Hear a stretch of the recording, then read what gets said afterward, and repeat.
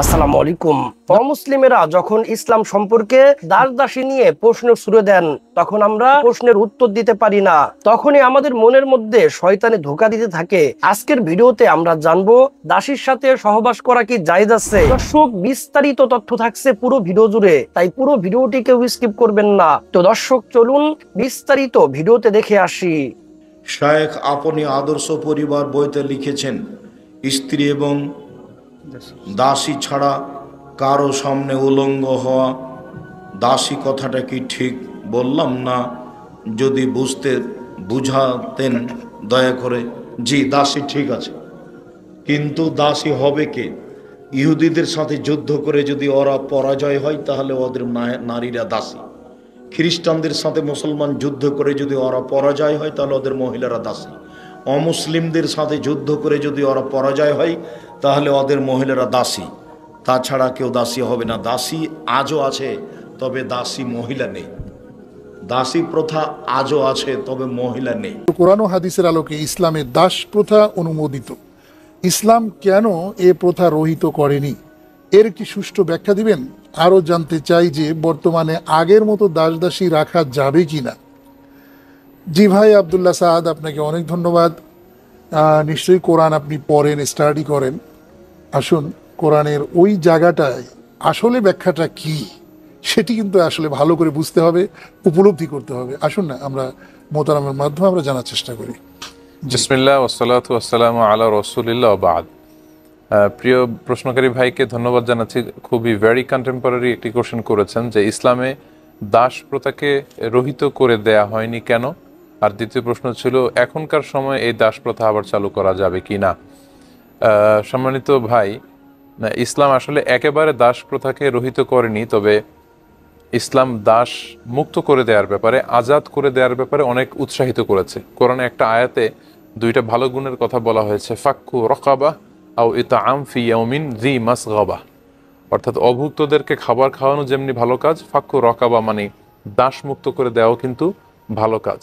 আমরা বিভিন্ন জিনিসের কাফারার কথা জানি, যেমন সিয়ামের কাফারার কথা জানি, মানতের কাফারার কথা জানি। সেক্ষেত্রে বলা আছে যে 10টি রোজা রাখা হচ্ছে কাফারা, না পারলে 10 জনকে ড্রেস কিনে দেয়া হচ্ছে কাফারা, অথবা না পারলে একজনকে আজাদ করে দেয়া।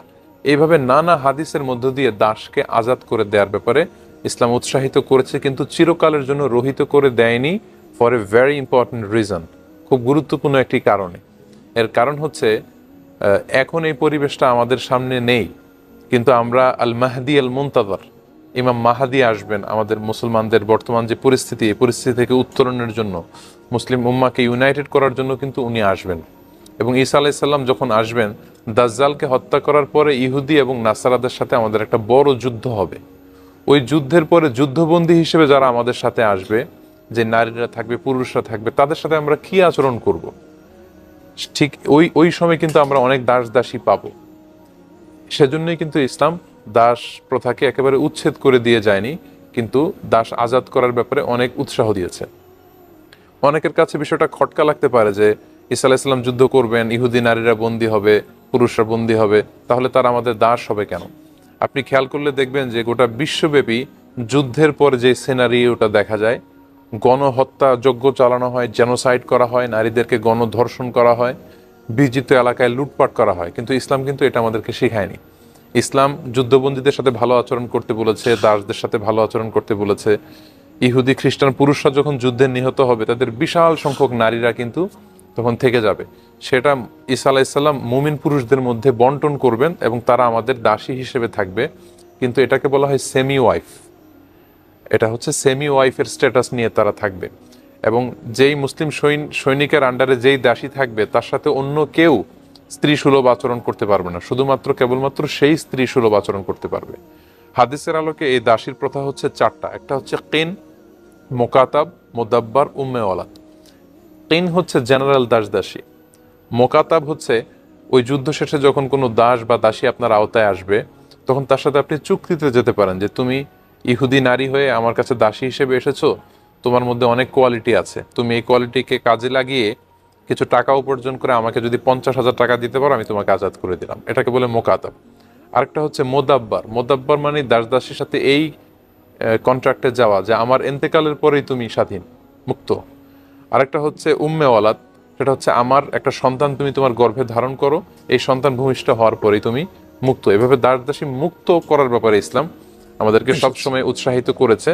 তো এটা একেবারে রহিত করে দিয়ে যাননি, কারণ ঈসা আলাইহিস সালাম আসার পরে, যুদ্ধের পরে এত বিশাল সংখ্যক ইহুদি নারী পুরুষ, তাদের সাথে আমরা কি আচরণ এখন কি করব? দাস দাসী গ্রহণ করতে পারবে?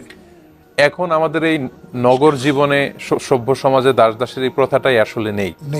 এটা যুদ্ধ পরবর্তীতে যারা যুদ্ধবন্দী হয়ে আসে তাদের ক্ষেত্রে এই দাস দাসীর বিষয়টা প্রচলিত, এবং সেটা কেবলমাত্র ইমাম মাহাদি এবং ঈসা আলাইহিস সালাম আসার পরে যে বিশাল যুদ্ধ হবে সেক্ষেত্রেই সেটা প্রযোজ্য এই হবে। আয়াতটি দিয়ে কিন্তু আমার মনে হয় এরকম কিছু ছিল, যখন আইয়ামে জাহিলিয়াত ছিল তখন তো সেই সমাজটা একবারে দাস দাসী ক্রয় বিক্রয় কেনা বেচার একটা মহরত ছিল, চালু ছিল, এবং বিবাহটা এমন বেশি ছিল, যেমন এখন 4টায় কিন্তু উন্নীত করা হয়েছে অনেক কমে, কিন্তু আগে 20টা 50টা পর্যন্ত বিয়ে করতে পারতো।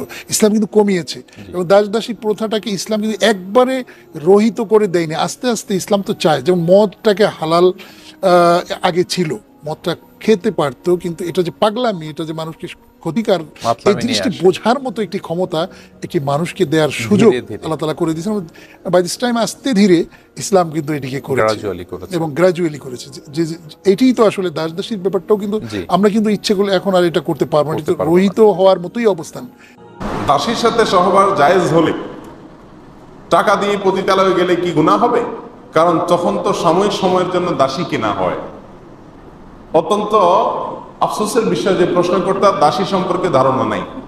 কৃত দাসী, সাধারণ দাসী না, কৃত দাসীর সাথে সহবাস করা জায়েজ আছে, স্ত্রীর মতো আচরণ করা জায়েজ আছে।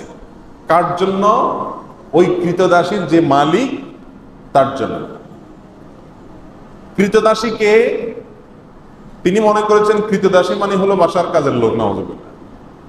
কৃতদাসী হলো যুদ্ধের পরে, মনে করেন মুসলিমদের সাথে অমুসলিমদের যুদ্ধ হলো, সেই যুদ্ধের পরে পরাজিত যারা, তাদের মধ্য থেকে যারা বন্দী হয়ে চলে আসছে, যুদ্ধবন্দী, এদের মধ্যে পুরুষদেরকে বলা হয় কৃতদাস আর মেয়েদেরকে বলা হয় কৃতদাসী।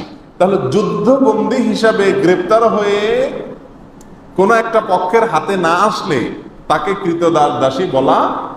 যদি একটা লোক কাজের লোক হয়, কাজের বুয়া হয়, পুরুষ হোক মহিলা হোক, সে কখনো কৃতদাসী না। কৃত দাস, কৃতদাসী যাকে ক্রয় করা হয়, বিক্রয় করা হয়, এই অপশন আছে। এখন কৃতদাসী যদি যুদ্ধবন্দী হিসাবে আসে, যে ব্যক্তির মালিকানায় আসবে, অর্থাৎ যোদ্ধাদের মধ্যে যে বন্টন করা হবে যুদ্ধলব্ধ সম্পত্তিতে, যার ভাগে পড়বে সে তার মালিক। সে চাইলে তাকে রাখতে পারে, চাইলে তাকে বিক্রিও করে দিতে পারে। এ হলো কৃতদাসী সম্পর্কিত সংক্ষেপে কথা। এখানে কৃতদাসীর সঙ্গে সহবাস করাকে ইসলাম এলাউ করেছে কেন? এটা নিয়ে আমাদের নাস্তিক ভাইদের বা নাস্তিক বন্ধুদের প্রশ্নের কোনো শেষ নেই। তারা বলে, হ্যাঁ, একজন কৃতদাসীর সাথে ইসলাম সহবাস করাকে কিভাবে বৈধ করেছে? কেন বৈধ করেছে আমি সংক্ষেপে শুধু বলতে চাই। মনে করুন বাংলাদেশের মানুষের সাথে অন্য কোনো দেশের মানুষের যুদ্ধ হলো, যুদ্ধে যারা গ্রেপ্তার হয়ে বাংলাদেশের মানুষের কাছে চলে আসলো, তাদেরকে যদি পরাজিত শক্তি যারা, তারা তাদের যুদ্ধবন্দীদেরকে নেওয়ার জন্য কোনো চুক্তিতে আসতে পারলো না, যে কোনো ভাবে নিতে পারলো না, ফেরত নিতে পারলো না, এখন এই লোকগুলা যুদ্ধবন্দী হিসাবে যাদের হাতে আছে তাদের কাছে কিভাবে থাকবে? ছেলেদেরটা তো যেমন তেমন কাজকাম করলো, সমস্যা নেই। মেয়েরা তো বাসা বাড়িতে থাকবে। তাহলে এই মেয়েটা বাসা বাড়িতে থাকলে তার নিরাপত্তার কোনো রাস্তা আছে? কোনো রাস্তা নেই। একজন নিরীহ মেয়ে যদি আপনার বাসায় থাকে, আপনার ভেতরকার পশুত্ব তার প্রতি হামলে পড়ার জন্য আপনাকে প্ররোচিত করবে কি করবে না? এটা হলো ন্যাচারাল বিষয়, এটাকে অস্বীকার করার কোনো সুযোগ নেই, এটা বাস্তবতা। এই জন্য ইসলাম বিধান রেখেছে যে ওই ব্যক্তি যিনি সেই কৃতদাসীটাকে পাবেন, তার ভাগে বন্টন করা হবে, তাকে দেওয়া হবে রাষ্ট্রপ্রধানের পক্ষ থেকে, সেই ব্যক্তির স্ত্রীর মতো হয়ে যাবে। এই কৃতদাসী তার জন্য কি হয়ে যাবে? স্ত্রীর মতো হলে তার সন্তান, তার ভাই, তার অন্য কোনো লোক তার দিকে লোলুপ দৃষ্টিতে তাকাবার কোনো স্কোপ থাকবে না। এটা হলো তার জন্য এক ধরনের নিরাপত্তা নিশ্চিত করা। আমি কি বুঝাতে পারছি? এই লোকটা যদি তাকে বিক্রি করে দেয়, কেমন যেন একজন মেয়েকে তালাক দিয়ে আরেক জায়গায় বিয়ে দেওয়ার মতো। তখন যিনি কিনলেন ওই ব্যক্তি তার জন্য ওই প্রথম ব্যক্তির মতো স্বামীর জায়গায় থাকবে। শুধু তাই নয়, ইসলামী শরিয়ার বিধান হলো এই মহিলা থেকে যদি কোনো বাচ্চা হয় ওই ব্যক্তির, তাহলে সেই বাচ্চা হওয়ার সঙ্গে সঙ্গে এই মহিলা চিরকালের জন্য সাধারণ কৃতদাসীর নাম থেকে বের হয়ে যাবে। অর্থাৎ এই মহিলাকে আর সে চাইলে আপনার কি করতে পারবে না, বিক্রি করতে পারবে না। তাহলে কৃতদাসী এক জিনিস আর কাজের বুয়া আরেক জিনিস। আপনি কৃতদাসীর সাথে সহবাস করা যায় সেজন্য পতিতালয়ে যাওয়াকে জায়েজ বলবেন, এটা মূর্খতা ছাড়ার কিছু না। আল্লাহ তাআলা হেফাজত। দর্শক শ্রোতা, আশা করি পুরো ভিডিওটি দেখেছেন এবং ইসলাম ধর্মের দাসী প্রথা সম্পর্কে আশা করি আপনারা সবকিছু ক্লিয়ার হয়েছেন। ইসলাম নিয়ে যদি কোনো কিছু আপনার মনে সন্দেহ বাজে, তখন আপনি জানার চেষ্টা করবেন, কখনো মনের মধ্যে বেঁধে রাখবেন না, তাহলে শয়তান আপনাকে ওয়াসওয়াসা দিয়ে আপনার ঈমানকে নষ্ট করে দিবে। কারণ যখন আপনার ঈমান দুর্বল থাকে তখন শয়তানের ধোঁকা দিতে সহজ হয়। আল্লাহ সুবহানাহু ওয়া তাআলা যেন আমাদের সকলকে ইসলাম জানার এবং বুঝার তৌফিক দান করেন। আমিন আমিন। এবং শয়তানের সকল ধরনের কুমন্ত্রণা থেকে আমাদেরকে যেন হেফাজত করেন। আমিন। তো দর্শক, আজকের এই ভিডিও সম্পর্কে আপনাদের মন্তব্য কি? আপনাদের মূল্যবান মন্তব্য অবশ্যই কমেন্ট সেকশনে জানিয়ে দিবেন। ভিডিওটি ভালো লাগলে লাইক এবং শেয়ার করে দিয়েন। আর হ্যাঁ, নিত্য নতুন ইসলামিক ভিডিও পেতে চ্যানেলটি সাবস্ক্রাইব করতে ভুলবেন না। ভালো থাকুন, সুস্থ থাকুন, এই দোয়া রইল। বেঁচে থাকলে দেখা হবে পরের ভিডিওতে। আল্লাহ হাফেজ।